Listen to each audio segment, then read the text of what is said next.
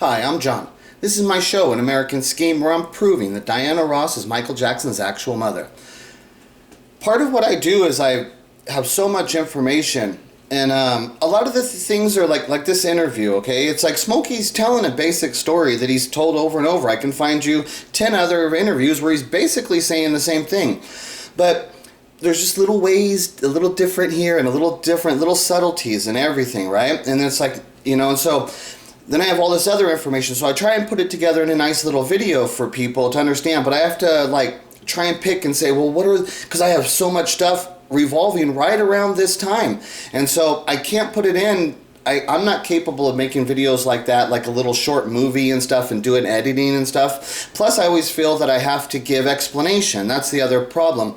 When I'm showing you something, if I don't give you an explanation to what I'm seeing, then I don't really see how it's going to translate to the people, right? So this is like these things where things are like lost in translation and stuff, trying to relate this to the people and stuff.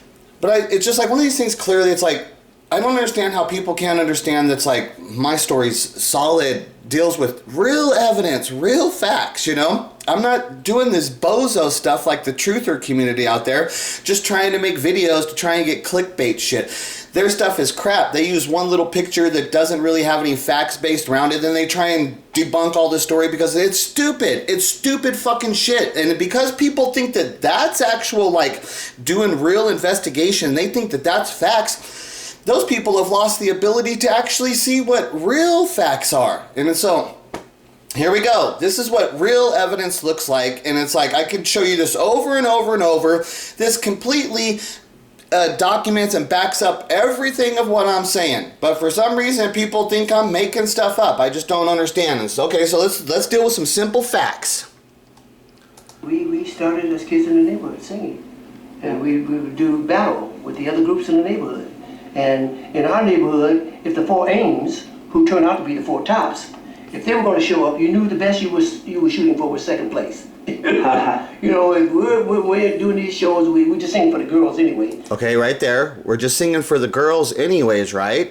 So this is that's reality. You need to understand who Smokey Robinson was, and when he's singing, and what he's tell you clearly right out the bat. Well, we're just singing for the girls anyways. So singing for the girls is a big part of what Smokey Robinson does. But we did them at school, at the recreation center, on the corner, whatever it was. But if the four Ames were going to show up, the best you were going to get was second place, because they were awesome, and they turned out to be the four Tops. When they came to Motown, and But all those people were in my neighborhood. I grew up 3 doors down the street from Diana Ross. I've known her since I was 8 years old. Since she was 8 years old, I'm sorry. Since she was 8. I grew up 3 doors down from Diana Ross. I've known Diana Ross since she was 8 years old. Okay, these are facts. Hard facts, okay? Now, I'm going to switch back over. I've got a few things marked here, so I'm going to scan back. So let me go right here. College in September. So this is just I switched to a different part of this interview. So just so you know, it's going to be a different part of the conversation and stuff. I was raised by my oldest sister. Okay, this is a really important part right here. What he's talking, because these are things that I didn't understand. I had to do the investigation to get really good understanding of what this is here, what he's actually talking about. When I was born, my oldest sister was 17 and my youngest sister was 14. So, I had two siblings, just my sisters. And so my mom passed when I was 10. And then my oldest sister, who had 6 kids at that time, came back to live in the house. Okay, so Smokey Robinson, when he was born, his oldest sister is 17 years old. When Smokey Robinson is 10 years old, his mother passes away and his older sister moves back in the house. But she's got 6 kids with her now. She's 27 years old. Okay, so that's just an important part. You think of the environment and what was occurring in Smokey Robinson's house now. So now Smokey's got no parents living in his house. He's being raised by his oldest sister who's got all these children, So that's the environment in which Smokey Robinson was living in, So he's, like I say, he's running wild. He's out singing on the street, singing for the girls. This is who Smokey was, okay? That's his environment. Let me go to... I'm going to skip over to another part. Okay, listen to this. Now this, he's going to be talking about doing the... his audition at when he met Berry Gordy. New Yorkers, I got a chance to go audition for Jackie Wilson's managers in August, and that was big to me because Jackie Wilson was my #1 singing idol. Okay, yeah. So like there, just see like this stuff here and stuff. There's so much stuff that he said in August. Okay, and this is August of 1957. Okay, right there. He didn't specify 57. Okay, but I know that. So one of the things is like so. When he went and did his audition for Jackie Wilson's manager, now he said Jackie Wilson was his favorite artist. At that time, Berry Gordy is the songwriter for Jackie Wilson. Okay, Berry Gordy's actually was a songwriter. He would be hanging around the Brunswick record studio because in his head he's wanting to learn the business, right? That's what he's actually doing. Berry's trying to get his own record company. We know because that's what he did. But he's writing songs and he's learning the business is what he's doing. And then this one day, Smokey Robinson band comes into the Jackie Wilsons at the Brunswick studio, okay? Because he was going to audition because he was a big fan of Jackie Wilson. So that's what got him there, you know? And this is how he meets Berry Gordy. It's all this weird, crazy stuff of how it happened, you know? So like he says, he was turned down at the thing. Time, you know, and he was from Detroit. And so we went there, and rather than singing songs that were currently popular by other artists to audition with, we decided we were going to sing these 5 songs that I had written, thinking that if we do this, they're going to say, hey, these kids got their own material. It's a rap. That we love them, you know. Yeah, great idea. They didn't like us at all. You know, we were 4 guys with a girl in the group. I sang high.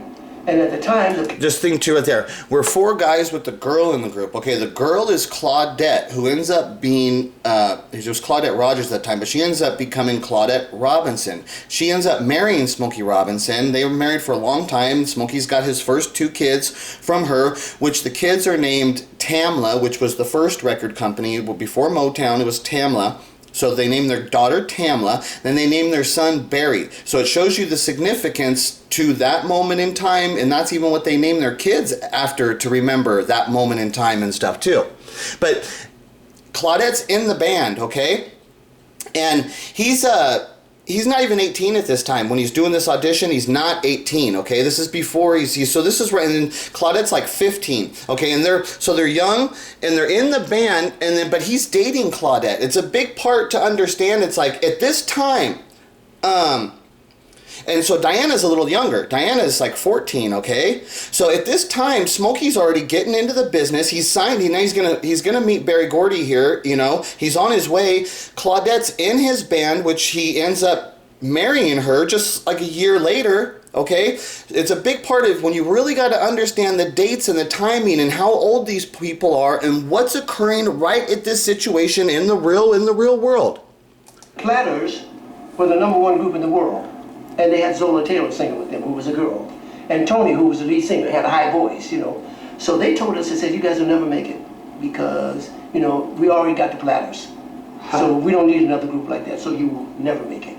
They told me and Claudette, who is was my first wife, we weren't married at the time, we were teenagers. Yeah.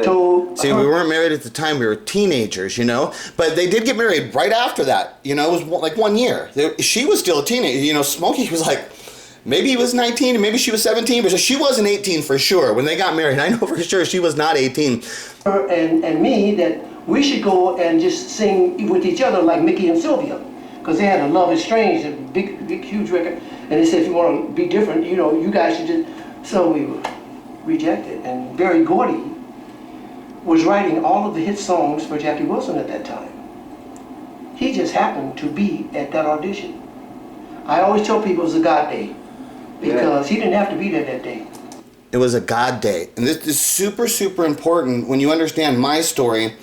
When, like Smokey says, I always tell people that was a God day, because what happened is that day happened, and then he started living his life and all of the things that happened, and now as he's lived older and he's gotten to the point now where it's like how I'm looking at it, and I'm looking back at all this stuff, looking at the dates and understanding how this stuff happened, and like how he says, that was a God day, because what happened is, because of that meeting, that's why Diana Ross, I'm going to show you the other video to get you a better explanation of that too. But yeah, let me go ahead and go to that other video now.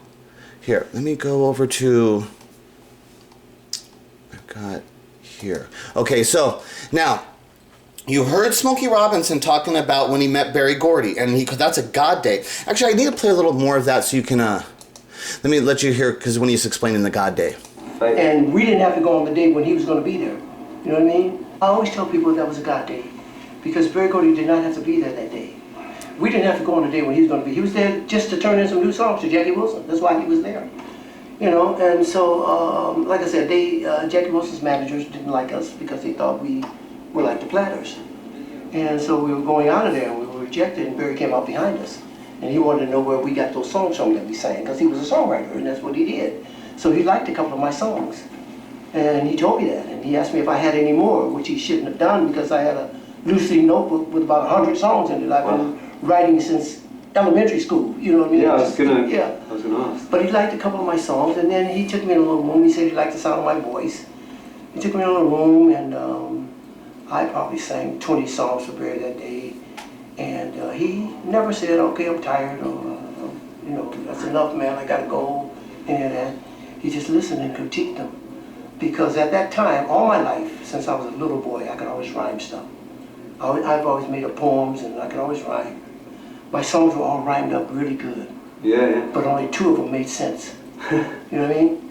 Only 2 of them kind of made sense. Because my songs were all rhymed up. But at that time, my second verse had absolutely nothing to do with my first verse. You know what I'm saying? And the first verse had nothing to do with the second verse, or the bridge had nothing to do with either one of those verses. But they were just rhymed. All rhymed up good, you know what I'm saying? Yeah. But it was like 4 or 5 songs in one song, you know. So he pointed it out to me, and he said that, you know, a song has to be a short book, or a short story, or a short movie.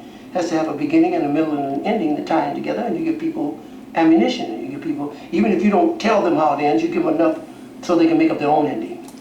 Okay, so now it's taking the context and the reality of the situation, because, and I wish you people could really, I wish you could just see like how I see it. It's like, that's Michael Jackson's dad, you know, and I feel bad for like the people out there that are Michael Jackson fans. It's like, man, you don't see what I'm seeing. And I just like, and that's why I yell at the fans. It's like, man, you're not fans. I'm telling you, you are not fans. You are not seeing what I'm seeing. You don't even understand the story of Michael Jackson. You don't even understand this is Michael Jackson's father. Listen to this man sing. Listen to him talk. Listen, look at his mannerisms, everything about him. That's Michael Jackson's actual father.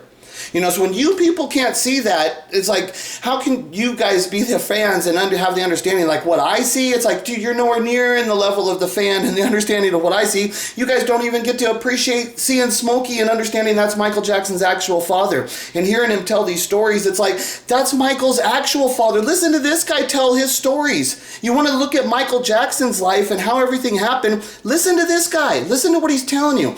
Now, right there, he tells you that he met Berry Gordy in August of 1957, okay? 1 year later, Michael Jackson's born in August 29th, 1958. So basically a year after this occurrence. And what did he say about this occurrence? It was a God day. He says, I always tell people that that was a God day. And now, when you understand the whole context of, it's much more than just him meeting Smokey Robinson, because it spawned off into all kinds of other things. So when he's telling you now as an adult, that was a God day. That was a God day, and because what happened, he's telling you that Berry didn't need to be there. Now the reality, you got to understand the reality of him and Berry Gordy. What happens is that Smokey Robinson's favorite artist was Jackie Wilson. And Smokey Robinson, being a songwriter, he would look and see, well, who writes the song? So he knew the name Berry Gordy. He knew Berry Gordy's name, but he didn't know him. He had never met Berry Gordy. But he knew that Berry Gordy was a guy who was writing songs for his favorite artist, Jackie Wilson. So before he met Berry Gordy, he already had respect for this guy. This is hard facts. There's nothing here that's disputable. He knew who Berry Gordy was. He knew he was a songwriter, and he respected him as a songwriter because he was writing the hit songs for his favorite artist. The artist that he went to that guy's record studio to try to sign with them. But the record studio for Jackie Wilson turns him down. But who comes out and introduces himself? Berry Gordy, the guy that Smokey really respects. Because he's the songwriter. Who does Berry Gordy really respect more? Like, when you look at all of them, there's like Jackie Wilson, the singer, there's the Brunswick people who run the studio, but the guy writing the songs, this Berry Gordy guy who Smokey's never met him, doesn't know. He's got that's the guy that he respects. It's Berry Gordy is the guy that he really, if he could actually meet any of them, that's the guy he would have wanted to meet, not knowing how important it would be.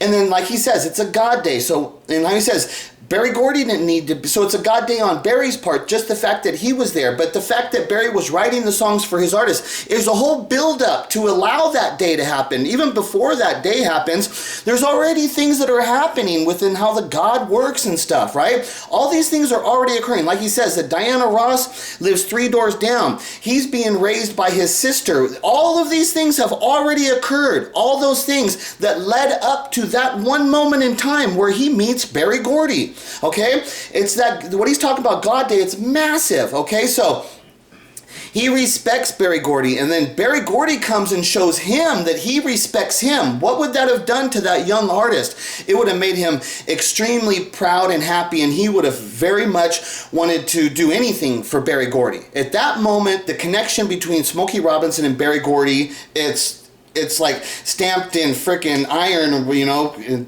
concrete and shit, whatever, and to last for all time. Because that's really what happened when they met. It was like how he says, it's a God day, because he has the real, now he's telling you this as an adult, because he's got the whole picture of what happened and stuff, right? So now, okay, now Smokey Robinson's in the band with Claudette at the time when they audition, okay? That's in August of 1957. Michael Jackson's not conceived at this time. It's a few months later that he's conceived because he's born a year later, okay? So at that time, Michael's not conceived, okay? He has not been conceived. So the conception of Michael Jackson would have taken place right after that meeting, okay? And I say that Diana Ross is Michael Jackson's actual mother. Now, and look at the reality of the situation. Smokey Robinson has Claudette, and she's in the band, okay? And now Smokey Robinson has hooked up with Berry Gordy. He's on his way. He's literally on his way because he's hooked up with a legitimate guy, and now they're going to start building a record company together, okay? This is occurring. But you know who's right there watching all of this occur? Diana Ross. She's right there. And like how Smokey said, he's known her since she was 8 years old. And how does Smokey say when he was singing his songs, oh, I was just singing my songs for the girls? Don't you think Diana Ross was one of those girls? Okay, that's the actual environment and what's taking place right at this moment in time. But now, here's Diana Ross as an adult. This is on the Arsenio Hall show around like 1990. She's lived all of her years as the Supremes. She's lived all her years as a solo artist. She's a movie star. She's been married. She's got kids now. Okay, she's an adult here. But now at this moment in time, listen to what she's saying. But who was your first love, though? Yeah, who was that? You mean, that are you first talking guy about you kissed? man? Are you talking about man love? Oh, yeah, I should have specified that. And see, and then, who was your first love? And then she clarifies, oh, you're talking about man love. And then, so, not kid love, who was your first crush? She specifies man love because that's a difference. It's a difference between, a little boy-girl crush or who was your first thing. Oh, you're talking about man love. That's real. That means we're talking about sexual encounters. There's something sexual when she brings it to the point, oh, man love. Who was the first, man, who, It was a total different thing, and she clarifies it to make sure that you understand. Oh, we're talking about the real thing, like a man who, And he's, I should have clarified that. I'm sorry. Smokey Robinson was my first love. I really loved him. Smokey Robinson was my first love. I really loved him. Okay. This love that she's talking about has to have taken place before the audition when Smokey meets Berry Gordy, and she's only 14 years old, right? Smokey's in the band with Claudette, and he marries her a year later. He's in the band. He's not messing up his relationship with Claudette. Claudette's in the band with him, okay? So Diana Ross could not have had a first love anytime after that. It voids any reality, because if she did, she would be saying that she interfered into the relationship of Smokey and Claudette. You know, she would be more like an affair. If she was saying that she was messing around with Smokey any time after that first audition, if she was messing around with him after that, well, then she's kind of having an affair with Smokey, because Smokey's hooked up with Claudette, and Claudette is the first female that signed to Motown Records. She's in the band The Miracles. They've got kids. They were married for like 25 years. And you think Diana's now going to come out proclaiming, oh, I was having an affair with Smokey at that first time when he was messing around with Claudette? She would not. I mean, come on. That can't have happened. So whatever happened here has to have taken place like before that audition. When she's saying that she's in love with him, it has to be like right there at that time. It's either before or leading right up to it. It's right there at the time. Now listen to what she says. You know, I have stories. People think my life or my career started with Motown, but really it started with Smokey. Smokey lived on Belmont. We lived on the same street. I was very close with his cousin, Sharon Burston.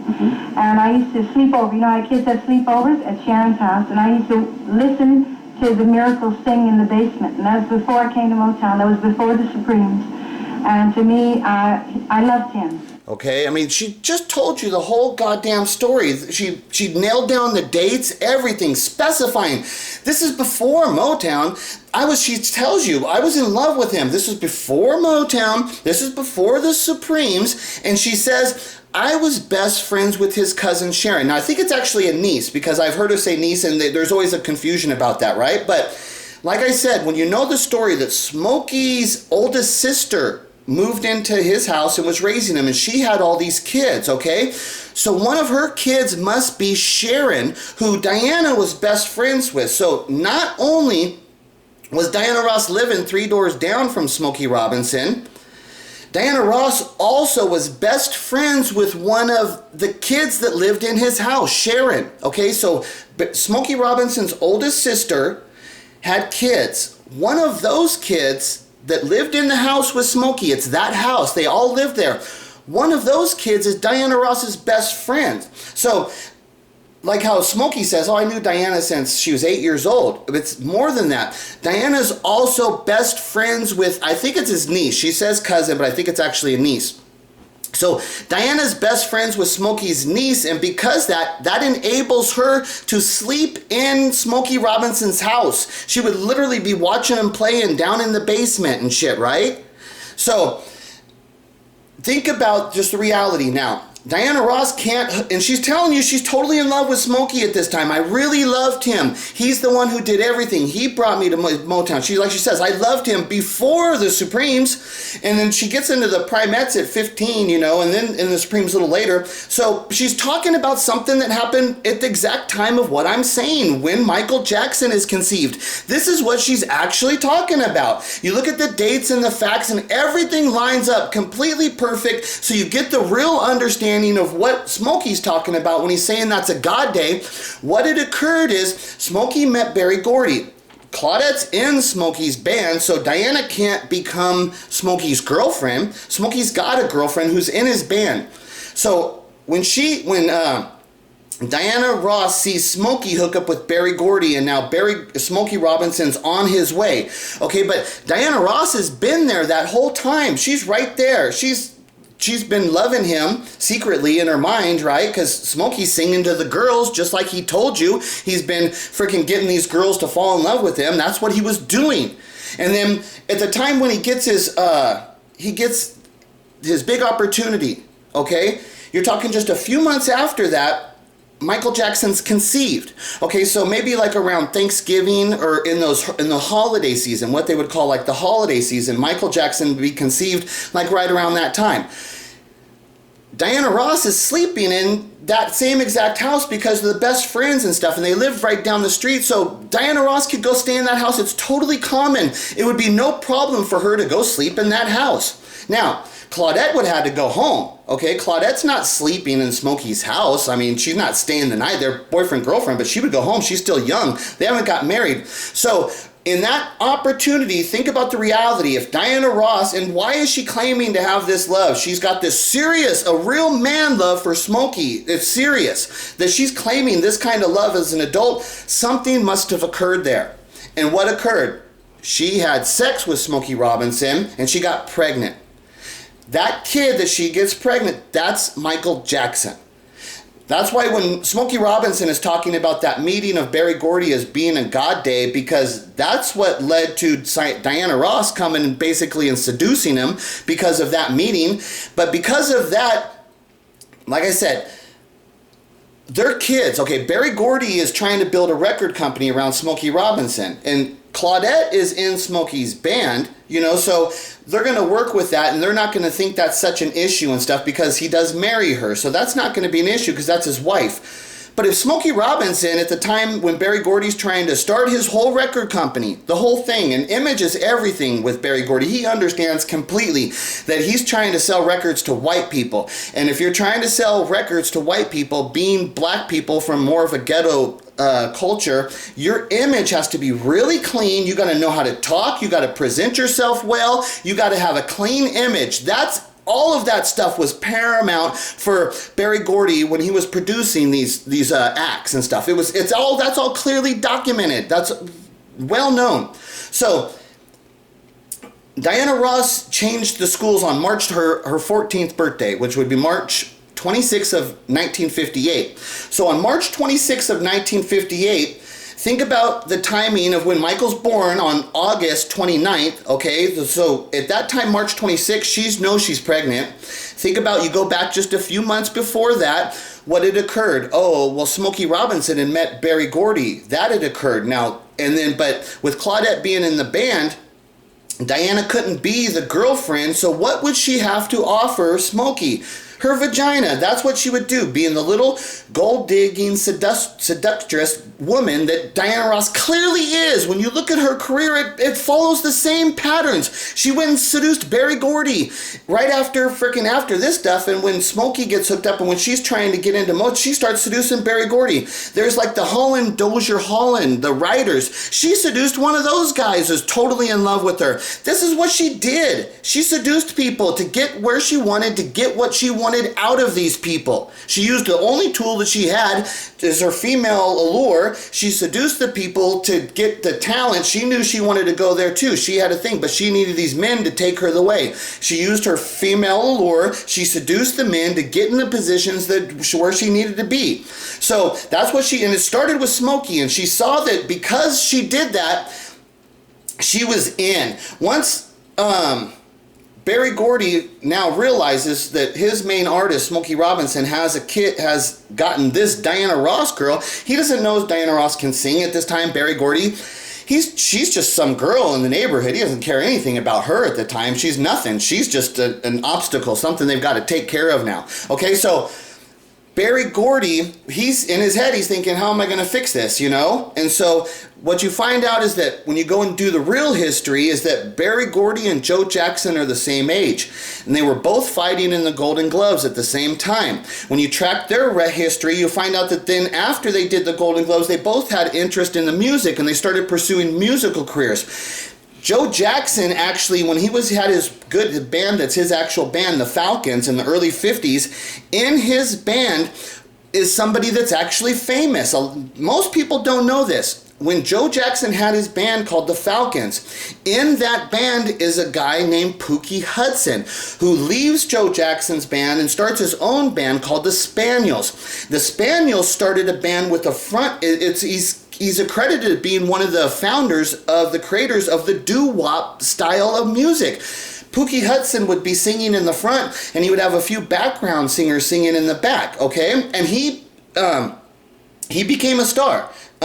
He had the song, "Good Night, Sweetheart, Good Night, do do do do do do do do do. Good night, sweetheart, well, it's time to go." Okay, so that's Pookie Hudson. If you know anything about Berry Gordy would have known that song. That song was cool. That song, the style of having a front man, like seeing with the doo-wop singers in the back, which that's the exact style of what Berry Gordy started producing his whole record company around, is that like doo-wop type of singing. The guy who would have been the first person that Berry Gordy saw singing that style, his name's Pookie Hudson. Pookie Hudson was in Joe Jackson's band, the Falcons. Pookie Hudson's from Gary, Indiana. And then, so Pookie Hudson, when they're touring, back then they have a thing called the Chitlin Circuit, you know, and that's where like the black entertainers would go and they would do the black venues and stuff, okay? One of the venues is in Detroit. I think it's the Fox Theater in Detroit. So there's no way that Berry Gordy, and then like I said, Berry Gordy then ended up becoming a songwriter for Jackie Wilson. Berry Gordy and Pookie Hudson must have crossed paths, because then there's much more too, because Berry Gordy, when he's writing songs, see, that's what I'm saying. When I start doing this, I tell you there's just so much. When Berry Gordy actually started writing songs, it wasn't just Berry Gordy. It was his sister, Gwen, and then her boyfriend. Her boyfriend, though, he's a family member of Chess Records in Chicago. He's directly family related back to Chess Records in Chicago. And then he ended up becoming a big executive in the Gwen. Berry Gordy's sister, she became an executive at Chess Records. And when you look at the first Miracles record, when they first produced their first album, it got distributed under Chess Records, because when they first put out Tamla, they didn't have national distribution at that time. So where did they seek national distribution from? Chess Records. Because that's why I tell you, Chess Records is in Chicago. Joe Jackson has connections to Chess Records. He was hanging out with the other members because he's in that music scene.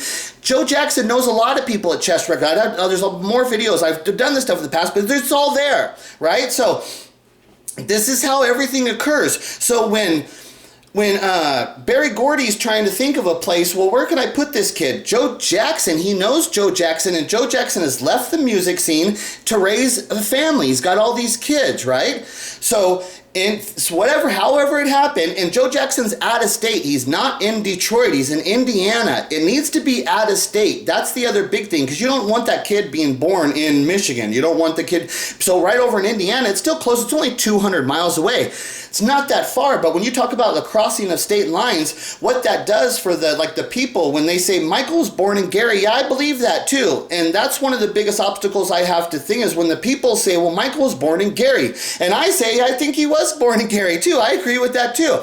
The people can't understand, what am I talking about then? What are you talking about? It's like, yeah, well, Diana Ross they took her to Gary to give birth to the baby, and then she gave birth to the baby and the Jacksons walked out. That's like, it happened instantly.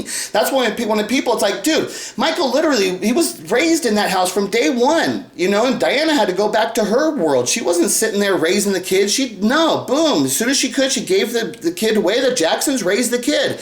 Diana went back to Detroit. What does she do when she goes right back to Detroit? Boom, at 15 years old, it says she gets into the Primettes, and when she goes to the Primettes, she's on a direct rocket course right into Motown. She's getting in there, forcing her way into there, and then she hooks up. She's seducing Berry Gordy. That's how she gets to the lead singer of the Supremes, you know. Everything. Then she starts dating Berry Gordy. Berry Gordy's much older than her. When Berry Gordy started dating Diana Ross, that's like a conflict of interest. Berry Gordy, if he's any form of a real businessman and cares about image, he never should have been dating this young Diana Ross girl. But they had already they'd done the thing. They had already done the deed that it was Berry Gordy that convinced Diana Ross to give the child away. And Berry Gordy says when Diana Ross came in for her first audition, he said he heard her singing the words, "There goes my baby." Listen to the song, "There Goes My Baby." He said he heard her singing the words, "There goes my baby." Why would she sing those words to him? "There goes my baby." Hey, motherfucker, Berry Gordy, I'm Diana Ross. Do you remember what the fuck I did for you? There goes my baby. And then he comes back over and, oh, it's Diana. Oh, okay. And he's like, oh, you know what? You got a good voice. Okay, let me work this and shit, because now she's here. She's forcing her way in, and she could blackmail him if she wants and ruin everything. That's why she got to be the boss. That's why she is known as the boss. I just go on and on because I have all of the facts, the real shit. You can't stop what I'm doing because every single moment in time in history now will show you the truth of the story that I'm telling. So They give that child away, right? That leads to Diana becoming the head of the Supremes. Like, that's what I'm talking when you want to talk about when Smokey refers to that day as being a God day, okay?